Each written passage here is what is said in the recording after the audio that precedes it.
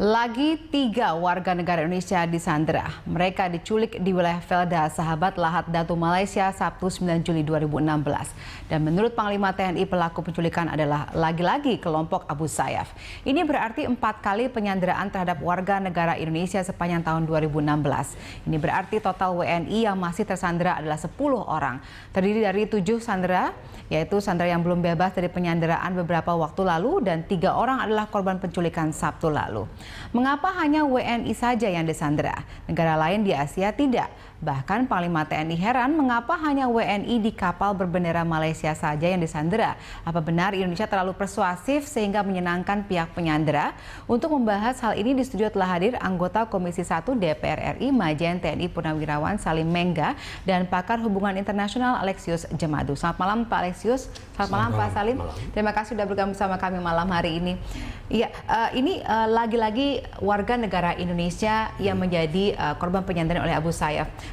Kalau misalnya saya akan ke Pak Salim terlebih dahulu, dari Anda melihat dari DPR, apa yang menyebabkan ini terjadi? Saya kira begini, waktu penyanderaan pertama yang kemudian dibebaskan itu menjadi pertanyaan kita, apakah betul dibebaskan karena upaya negosiasi murni atau ada sesuatu? Apakah itu dilakukan oleh pemerintah atau pengusaha? Itu satu. Sebab biasanya kebiasaan untuk melakukan penyanderaan itu karena ada sesuatu yang mereka bisa nikmati, harapkan. Nah itu yang pertama. Yang kedua, yang memang jadi pertanyaan kita, penyanderaan terakhir 3 orang. Kenapa harus pada saat penyanderaan harus menanyakan paspor? Yang Indonesia ditahan, yang tidak punya paspor Indonesia dilepas. Ini ada apa? Apakah ada hubungan kaitannya dengan operasi-operasi pemberantasan terorisme di Indonesia yang menggunakan simbol-simbol agama? Atau ada kaitan dengan Santoso yang ada di Poso? Itu harus jadi kajian kita ke depan. Karena jadi pertanyaan besar memang, kenapa harus hanya Indonesia? Apalagi penyanderaan itu dilakukan di dua wilayah.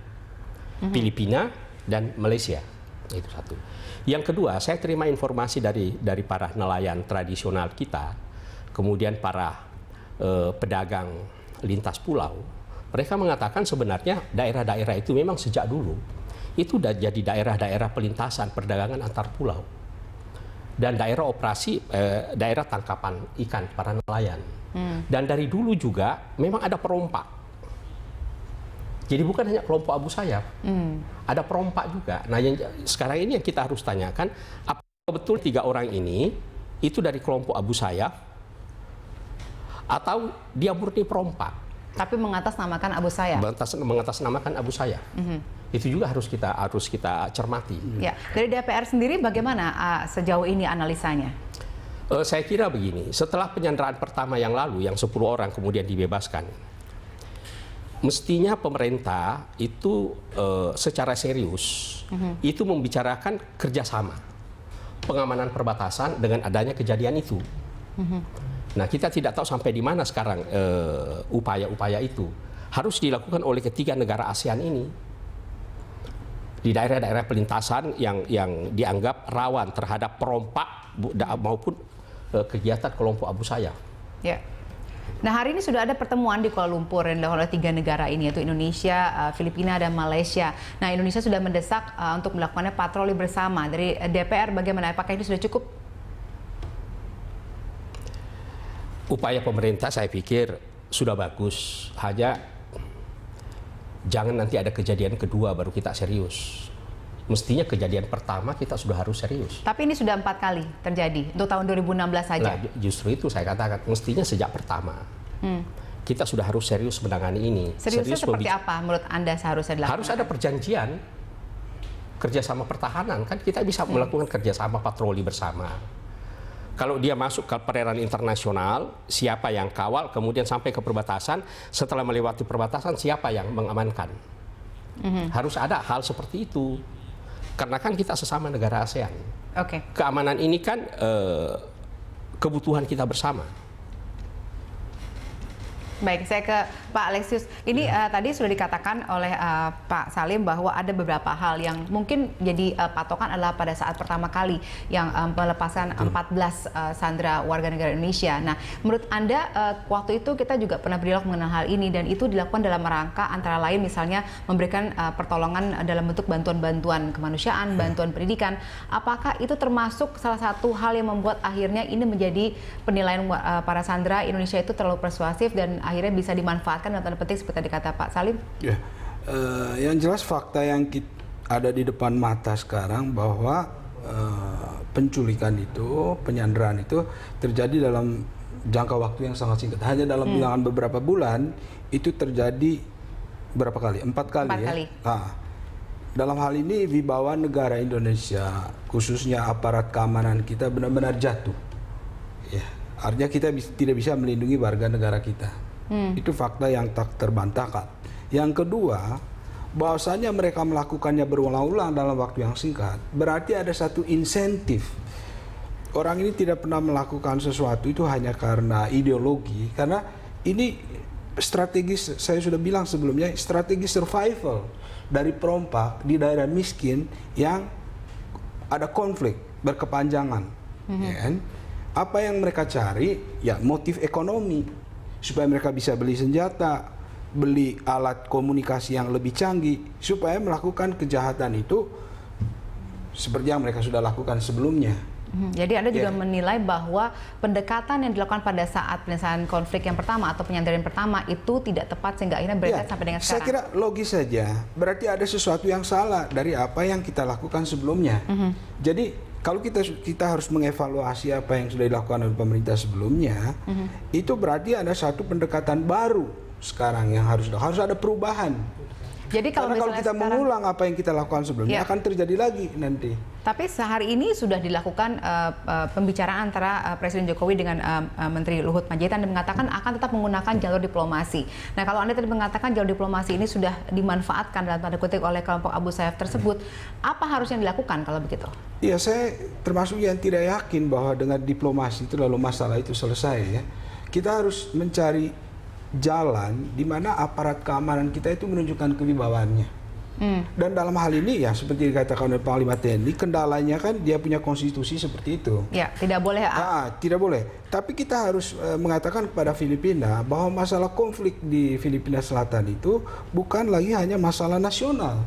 Ini sudah masalah lintas batas negara. Dan Indonesia, warga negara Indonesia sudah jadi korban. Nah, sebagaimana masalah asap itu sudah kita akui sebagai masalah regional dengan suatu perjanjian di tingkat ASEAN, saya pikir kita harus menekan pemerintah Filipina.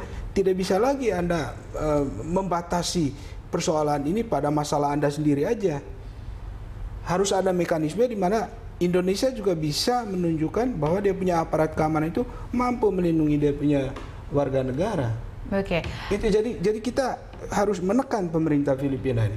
Kalau tidak nanti kita kelompok Abu Sayyaf itu akan tetap memanfaatkan ini sebagai kelemahan dan warga negara kita akan disandera terus.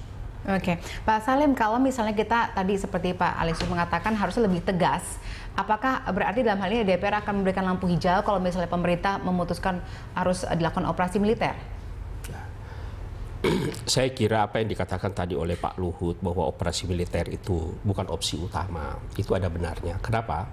Operasi pembebasan sandera dalam militer itu merupakan sebuah operasi yang sangat berisiko. Apalagi kita beroperasi di wilayah yang bukan wilayah kita. Nah, yang kedua, kita juga harus pelajari untuk melakukan operasi militer. Kita harus tahu persis pola gerakan para penyandera. Yakinkah kita bahwa sandera ini akan ditempatkan pada satu tempat? Bagaimana kalau dipencar? Tidak pada satu tempat. Ini pembebasannya kan lebih sulit. Berbeda sekali dengan apa yang kita pernah lakukan sekian puluh tahun lalu di Don Muang. Penyanderaan hanya dilakukan di pesawat, sehingga mudah kita bebaskan. Tapi kalau sekarang bisa jadi 10 orang jadi 10 tempat. Berapa besar kekuatan yang kita harus kerahkan? Itu satu. Kedua, apakah informasi tentang lokasi ini valid? Sebab pelajaran kita kemarin pada saat operasi militer dilakukan oleh Filipina melakukan serangan terhadap pangkalan Abu Sayyaf, ternyata terkecoh kan.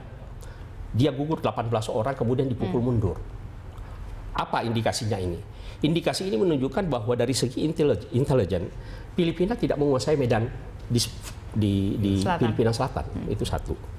Nah, yang kedua, Filipina nampaknya terkecoh dengan informasi dari intelijennya sendiri. Jadi di satu pihak tidak kuasai medan, kedua terkecoh dengan informasi intelijennya. Nah, akibatnya apa? Dia dipukul mundur, gugur 18 orang.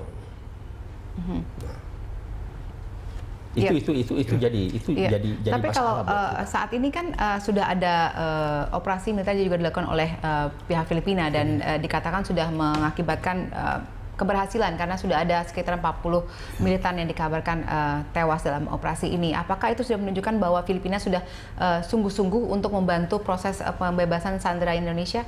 Saya kira sebenarnya sejak lama Filipina sudah melakukan operasi-operasi militer di sana. Tetapi apakah operasi militer yang khusus membebaskan sandera atau bukan? Nah, itu jadi pertanyaan kita.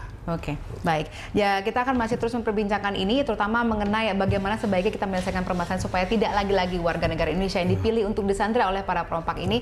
Sesudah jeda berikut ini, pemirsa, kami akan kembali usai jeda.